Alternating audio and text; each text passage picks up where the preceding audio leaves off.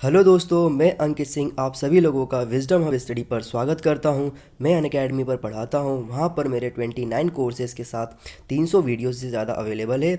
और यहां पर मैं यूपीएससी 2020 के लिए प्रीलिम्स का एक फैक्ट सीरीज चला रहा हूं। उसी क्रम में यह आप लोगों के लिए 21st वीडियो है ये।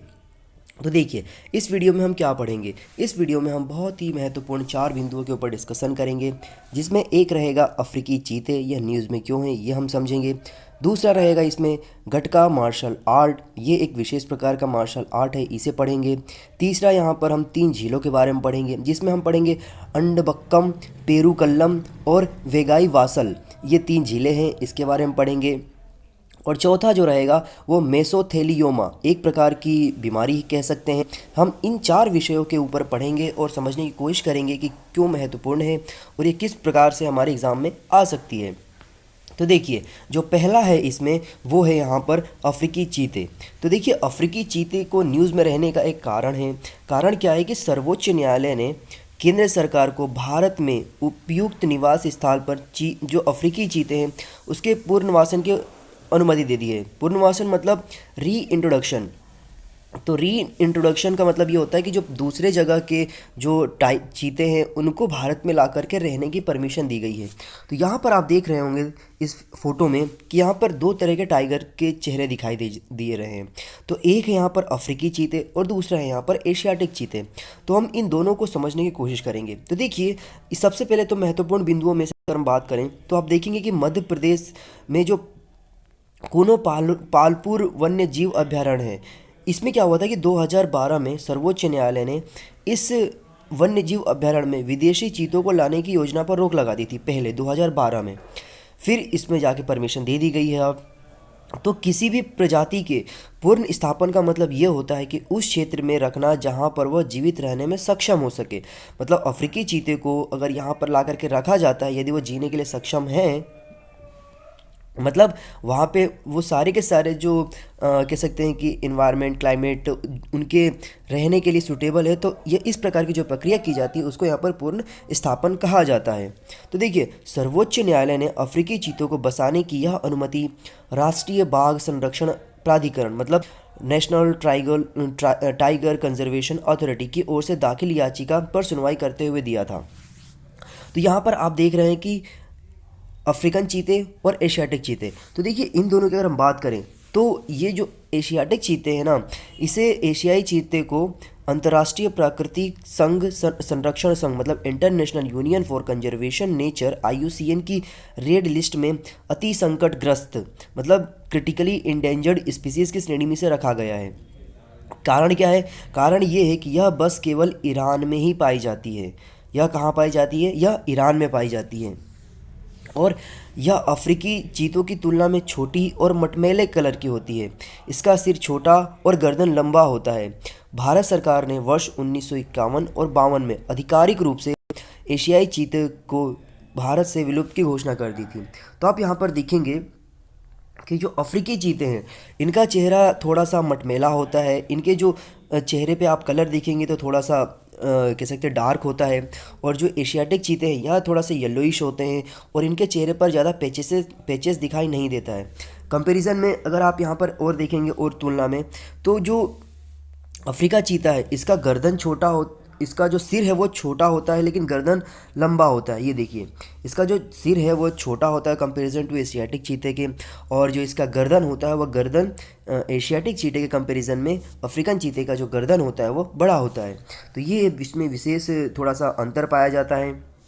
और भारत ने जो एशियाई चीते हैं इनको विलुप्त घोषित कर दिया था 1951-52 में। अगर हम बात करें अफ्रीकाई चीतों के बारे में तो देखिए, इसे अंतर्राष्ट्रीय प्राकृतिक या प्रकृति संरक्षण संघ मतलब international union for conservation of nature IUCN की रेड लिस्ट में मतलब सुभेद वर्नेबल श्रेणी में से रखा गया है। इसका आकार जो होता है वो एशियाई चीते की तुलना में थोड़ा सा बड़ा होता है। आकार भी थोड़ा सा बड़ा होता है। वर्तमान में लगभग 6500 से लेकर के 7000 अफ्रीकी चीते मौजूद हैं।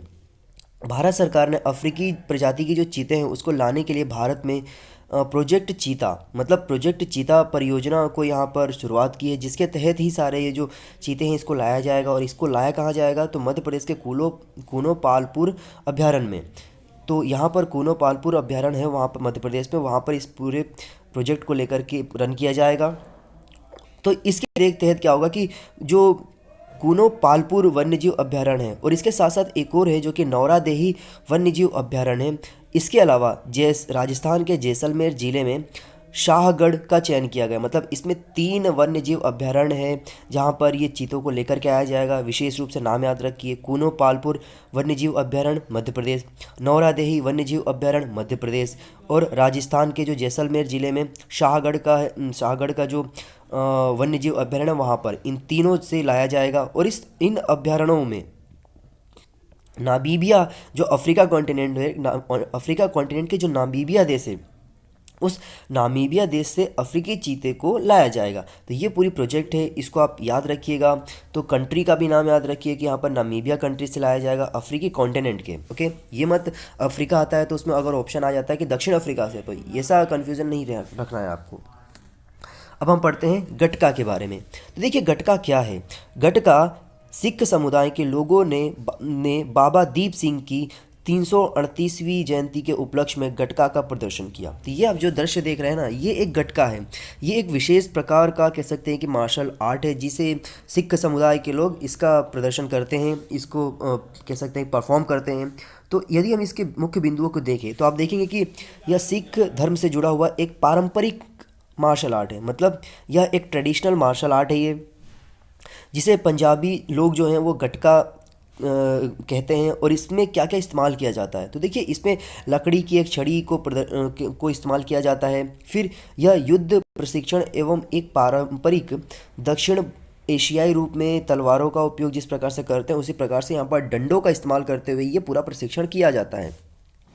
गटका का अभ्यास जिसे खेल और पंजाबी में इसे खेला कहा जाता है, अनुष्ठान जिसे रश्मि कहा जाता है पंजाबी में, तो खेला रश्मि कह सकते हैं या फिर खेल अनुष्ठान के रूप में इसे किया जाता है। यह खेल 2 लोगों द्वारा लकड़ी की लाठी से खेला जाता है, जिसे गटका कहा जाता है।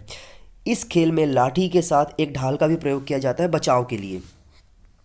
फिर ऐसा माना जाता है कि जो सिख समुदाय के जो 6वें गुरु थे, गुरु गोविंद सिंह ने मुगल काल के दौरान जो प्रताड़ना की जा रही थी, जो सिखों के ऊपर अटैक किया जा रहा था, तो उससे आत्मरक्षा के लिए कृपाण को अपनाया था। और 10वें गुरु जो थे, गुरु गोविंद सिंह ने इसे आगे बढ़ाते हुए आत्मरक्षा हेतु हथियारों के इस्तेमाल को अनिवार्य कर दिया था। तो ये 2 गुरुओं का भी आपको नाम याद रखना है। देखिए ये तो हो गया गटका के बारे में। अब हम देखते हैं अन्य राज्यों के कुछ विशेष प्रकार के जो मार्शल आर्ट है उनको। देखिए यहाँ पर एक तो है मणिपुर। मणिपुर में क्या होता है राज्य में, तो हुयेन लंगलो और एक मुकना, ये 2 मार्शल आर्ट परफॉर्म किए जाते हैं मणिपुर में। केरल में आप देखेंगे तो कलारी पयट्टू यहाँ पर मार्शल आर्ट परफॉर्म किया जाता है। असम में खोम लेने, जिसे बोडो कुश्ती कहा जाता है। महाराष्ट्र में मर्दानी और तमिलनाडु में सिलाम्बम। ओके, सिलाम्बम यहाँ पर परफॉर्म किया जाता है। तो ये जो 5 राज्यों का मैंने मार्शल आर्ट बताया है, इसे आप याद रखिए। और मैं आप लोगों को एक टास्क दे रहा हूँ जिसको आपको करना है। आप जिस किसी राज्य से बिलोंग कर रहे हैं, उस राज्य का यदि कोई मार्शल आर्ट है तो उसका नाम आप कमेंट सेक्शन में लिखिए। चलिए अब हम यहाँ पर पढ़ते हैं तीसरा हमारा जो बिंदु है उसके ऊपर। तो तीसरा जो हमारा टॉपिक है कह सकते हैं वो है झीलें, मतलब लेक। तो यहाँ पर 3 लेक के बारे में विशेष रूप से पढ़ेंगे जो कि न्यूज़ में है। तो एक है यहाँ पर अडम्बक्कम, दूसरा है पेरूबक्कम और तीसरा यहाँ पर वेगाई सावल, तो वेगाई वासल। तो ये तीनों क्या है इसको हम देखेंगे। तो देखिए क्या हुआ कि तमिलनाडु राज्य के चेन्नई शहर में की जो 3 झीलें हैं, मतलब तमिलनाडु में जो चेन्नई है वहाँ पर ये 3 झीलें हैं। एक का नाम है अडबक्कम, दूसरे का नाम है पेरूबक्कम और तीसरे का नाम है वेगाई वासल। तो ये तीनों को इको पार्क में बदला जाएगा, ऐसा डिसीजन लिया गया है राज्य सरकार के द्वारा।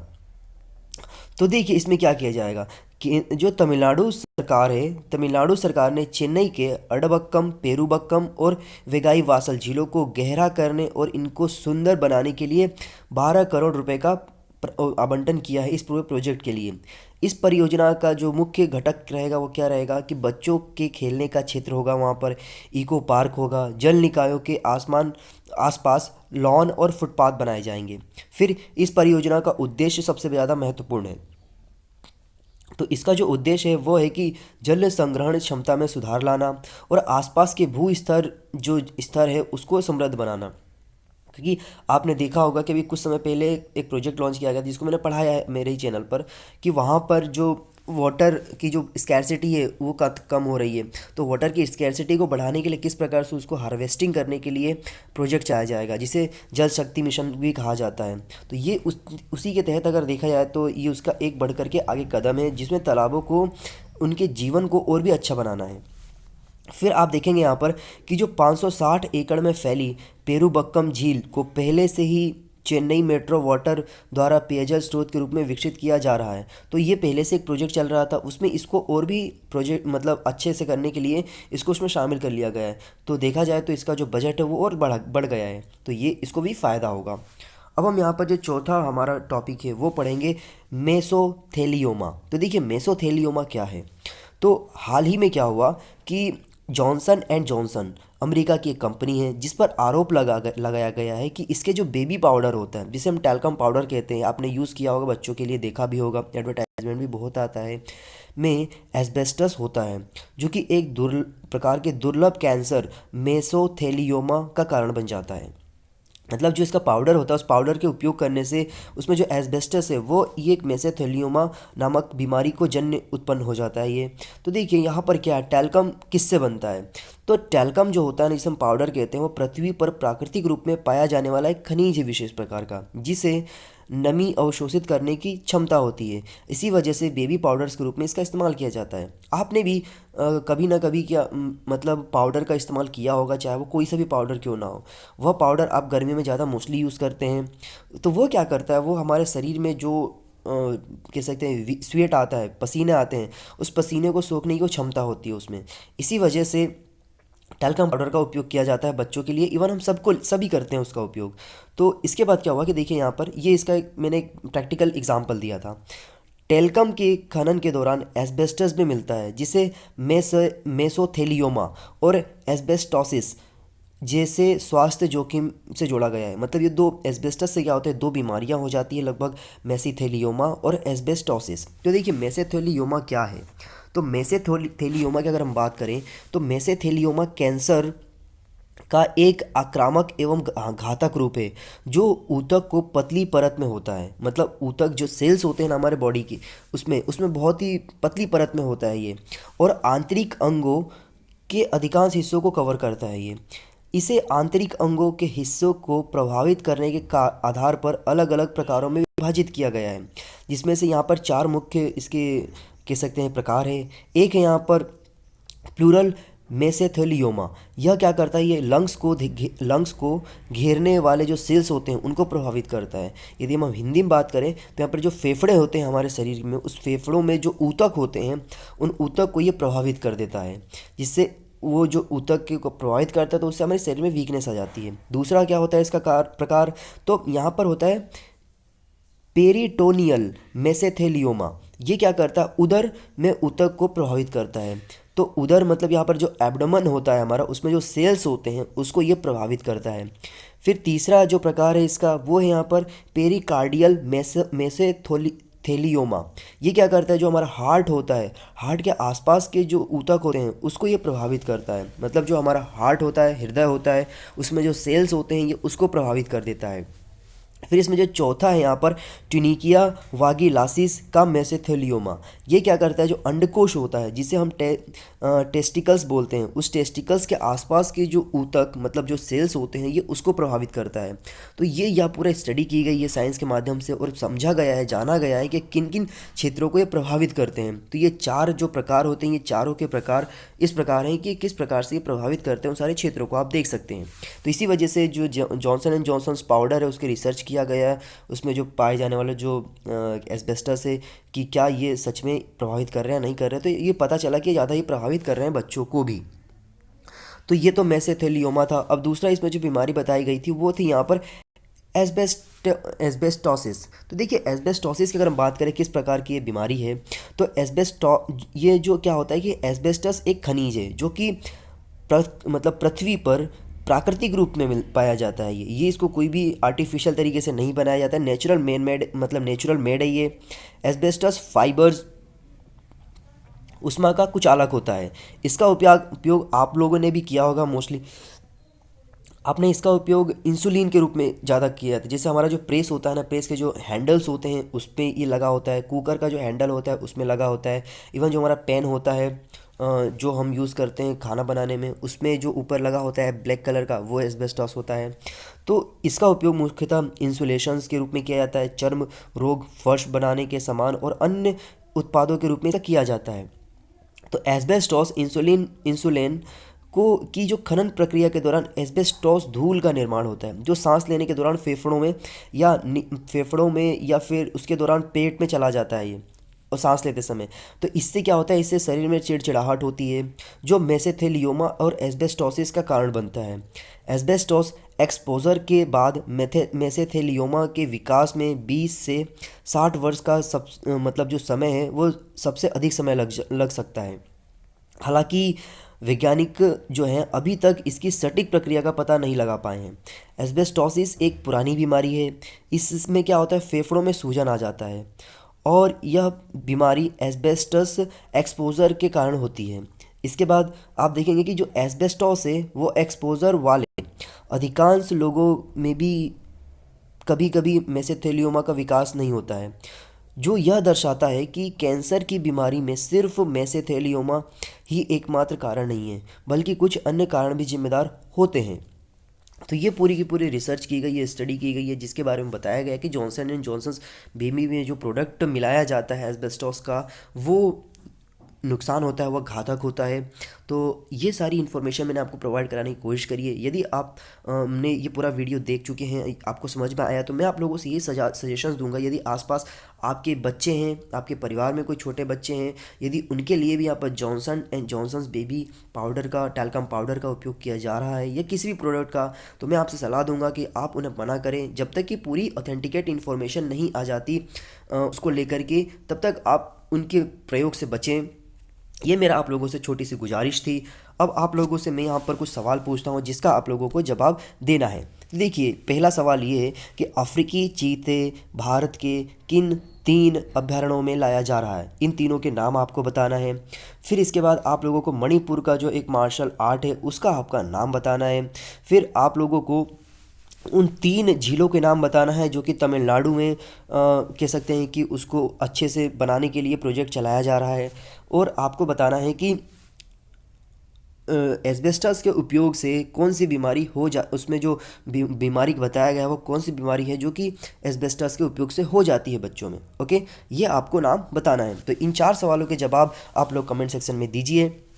दोस्तों, इसी के साथ आपका ये वीडियो कंप्लीट होता है। आप मुझे फेसबुक पर फॉलो कर सकते हैं, वहाँ पर जहाँ पर मैं कमेंट मतलब इन्फॉर्मेशन प्रोवाइड कराता हूँ, करंट अफेयर की इन्फॉर्मेशन प्रोवाइड करा सकता हूँ। आपको वहाँ पर अंकित सिंह अनअकैडमी के नाम से सर्च करना है, और इसके बाद जो भी मेरे लिंक्स हैं जहाँ पर मैं न्यूज़पेपर कंटेंट पीडीएफ डालता हूँ, टेलीग्राम का चैनल का जो लिंक है मैं आपको कमेंट सेक्शन में दे दूंगा, आप वहाँ पर जाकर के ज्वाइन हो जाइए। इस वीडियो की सारी जो कह सकते हैं कि जो पीडीएफ है वो वहाँ पर अवेलेबल होती है। So thank you so much, have a good day, जय हिंद, जय भारत।